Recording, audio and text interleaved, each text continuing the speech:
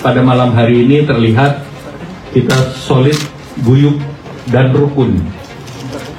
Dan seperti mekanisme yang dipahami bahwa KIB tidak akan mencampuri urusan internal partai masing-masing.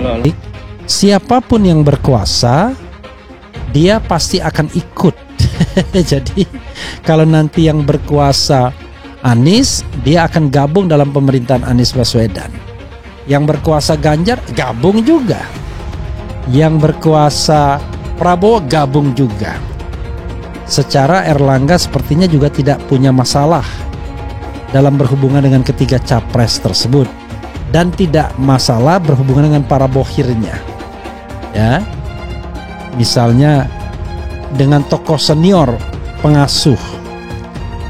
Nah, Prabowo tidak ada pengasuh karena dia tokoh senior. Erlangga tidak ada masalah dengan Prabowo, sepertinya sama-sama di kabinet Jokowi.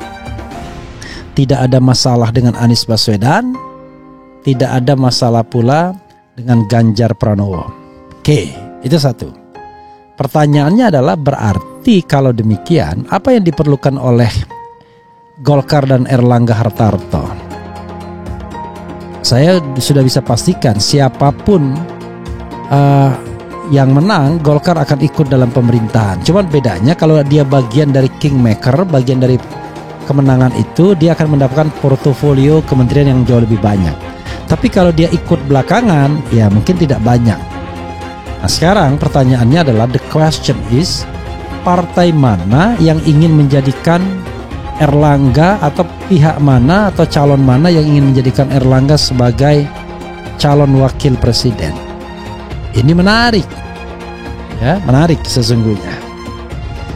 Karena Erlangga ini walaupun dia ketua umum partai terbesar kedua dari sisi kursi, yaitu 85 kursi Golkar. Kita tahu kursi pertama itu jumlah yang terbanyak adalah PDIP dengan 128 kursi.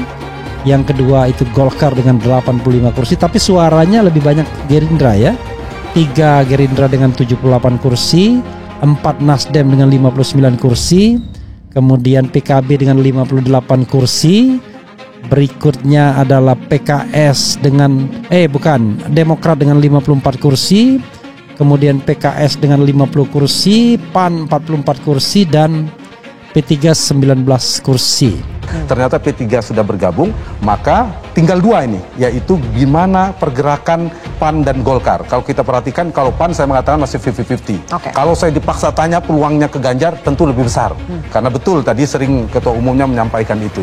Kalau Golkar, nah Golkar ini lebih manuvernya lebih bebas, saya melihat. Kecenderungan sampai hari ini masih lebih kuat ke Prabowo. Kalau saya ditanya apakah mungkin siapa yang setelah Ganjar, setelah Anies, tema kita malam hari ini, saya masih percaya yang menjadi pusaran utama untuk menjadi potensi poros koalisi adalah kekuatan elektabilitas. Terbukti.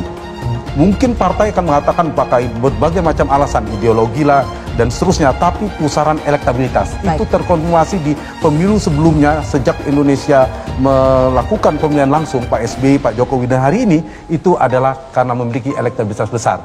Ganjar Pranowo, kemudian Anies Baswedan, karena punya potensi menang. Plan B Golkar gabung koalisi Anies, usai P3 dukung Ganjar Capres. Dikutip dari CNN Indonesia, Jakarta, Partai Golkar digoda untuk masuk koalisi perubahan pendukung Anies Baswedan setelah P3 mengusung Ganjar Pranowo sebagai calon presiden Capres. Sejumlah pengamat politik menilai ada peluang Golkar merapat ke barisan Nasdem DKK. Ajakan tersebut datang dari Wakil Ketua Umum Partai Nasdem Ahmad Ali. Ia menyebut koalisi Indonesia Bersatu (KIB) yang digagas Golkar sudah bubar. Kalau Golkar ingin bergabung, dipersilakan, monggo, karena kita tahu koalisi Indonesia Bersatu (KIB) yang kemarin dibentuk oleh Golkar itu sudah bubar. Dia butuh kelompok atau koalisi baru untuk menghadapi pemilu 2024. Kita persilakan, ucap Ali saat dihubungi Jumat 5 Mei. Ali membuka peluang Ketua Umum Partai Golkar Erlangga Hartarto menjadi cawapres Anies. Namun ia menegaskan posisi itu tak boleh jadi syarat Golkar bergabung dengan koalisi perubahan. Hal senada juga disampaikan Sekjen PKS Abu Bakar Al-Habsyi. Menurut Abu, Erlangga mungkin saja jadi cawapres Anies, tetapi perlu perbincangan panjang. Wacana Golkar bergabung dengan koalisi perubahan terus berembus karena Airlangga menjalin komunikasi dengan partai-partai koalisi tersebut.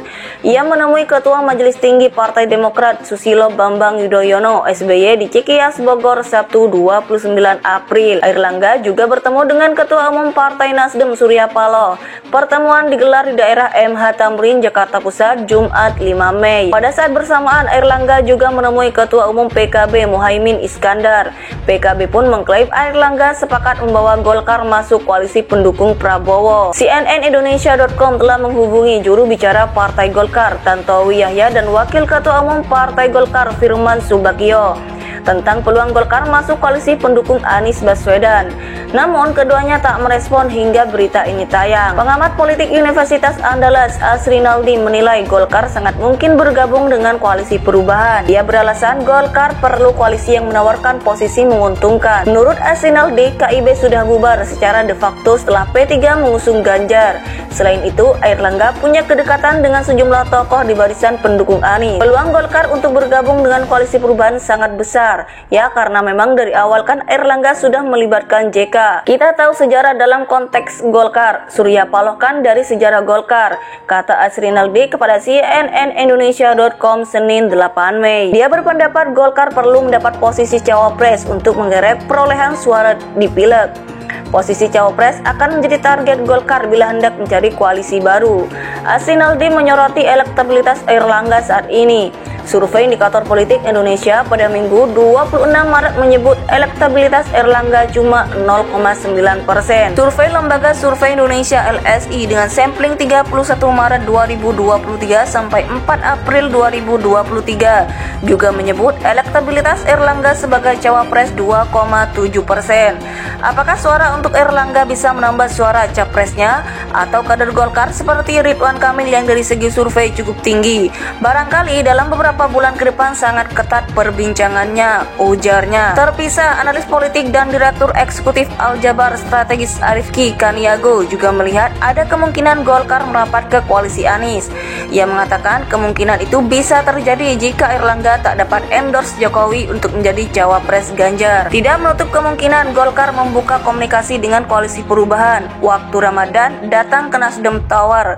Surya Paloh kan seniornya Airlangga, ucap Arifki kepada CNN Indonesia.com. Pada saat yang sama, partai-partai di koalisi perubahan tak kunjung sepakat soal cawapres. Nasdem ingin cawapres dari kalangan Nahdlatul Ulama, Demokrat ingin Agus Harimurti Yudhoyono, sedangkan PKS menawarkan beberapa sosok agamis untuk jadi pendamping Anies di koalisi perubahan masih runyam pembicaraan cawapresnya, ungkapnya. Arifki melanjutkan, lebih memungkinkan Golkar bergabung dengan KKIR bersama Gerindra dan PKB. Secara figur, Prabowo sudah berpengalaman.